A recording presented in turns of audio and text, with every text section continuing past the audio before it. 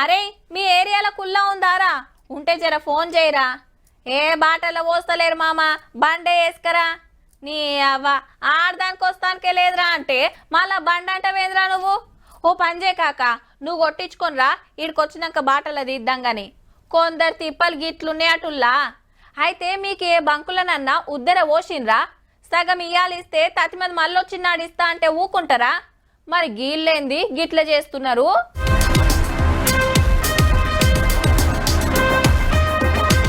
CNG gas కోసం ఆటోలు, petrol, diesel కోసం కార్లు, బైకులు. శాన బంకుల కాడ ఇదే తిప్పల. కొన్నిటి కాడ నో స్టాక్ బోర్డులు పెడితే సమరున్న కాడికి అందరు ఉరుకొస్తే గిది పరిస్థితి. 4 గంటలు 10 to 4 చేనుకు పోతా. నేను ఇప్పుడు పాలకు రావాలంటే పెట్రోల్ నాకు ఇబ్బంది. లారీ డ్రైవింగ్ చేస్తాను నేను. పెట్రోల్ దొరకడం ఇబ్బంది అవుతుంది. షాదార్లో మొత్తం తిరిగి వచ్చినాము. 2 घंटे होगा. 2 घंटे से मैं यहाँ लाइन में लगा हुआ हूँ.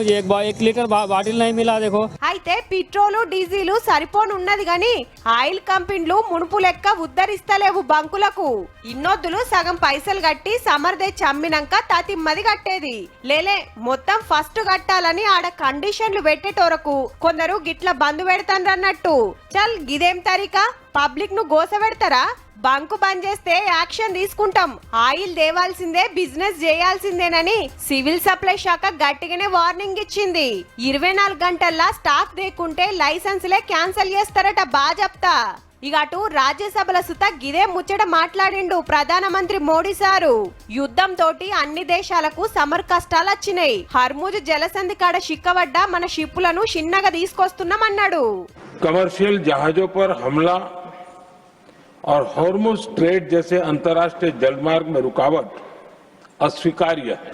युद्ध के इस माहौल में भी भारतीय जहाजों के सुरक्षित आवागमन के लिए सतत प्रयास कर रहा है. యుద్ధానికి అమెరికా 5 రోజుల బ్రేక్ ఇచ్చినందుకు దునియా మార్కెట్ల ఆయిల్ రేట్లు దిగినాయి. Stock market జోరుంది.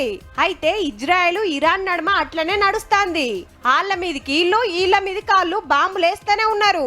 ఈ లొల్లి ఎన్నడొడుస్తుందో, ఈ తిప్పలు ఎన్నడు తప్పుతాయో పో. ఇక పెద్దపల్లి ఎంపీ వంశీ సారు ఎన్నో ముచ్చట్లు ఎల్లబెట్టిండు పార్లమెంట్ లా. ఎన్టీపీసీ ఉన్నది, ఆర్ఎఫ్సిఎల్ ఉన్నది, సింగరేణి ఉన్నది. 25,000 కోట్ల నుంచి 30,000 కోట్ల కాంట్రిబ్యూషన్ మేము సెంటర్ కి చేస్తాం సార్. మాకు తిరిగి వచ్చేది సెంటర్ కి వెళ్ళి కేవలము 100 కోట్లు. తెలంగాణకు ఏమడిగినా ఇస్తలేరు, చేస్తలేరని గరమైండు సెంటరోళ్ల మీద. అగ్రికల్చర్ యూనివర్సిటీ కావాలని చెప్పి, మైనింగ్ యూనివర్సిటీ పెట్టాలని చెప్పి రిక్వెస్ట్ పెట్టినాము. కానీ దాని ఒక్క ప్రాజెక్ట్ కూడా ఫండ్స్ ఇవ్వకుండా ఈ సెంటర్ మమ్మల్ని శిక్షిస్తుందని చెప్పి అట్లనే సింగరేణి కార్మికుల తిప్పలు కూడా చెప్పుకొచ్చిండు.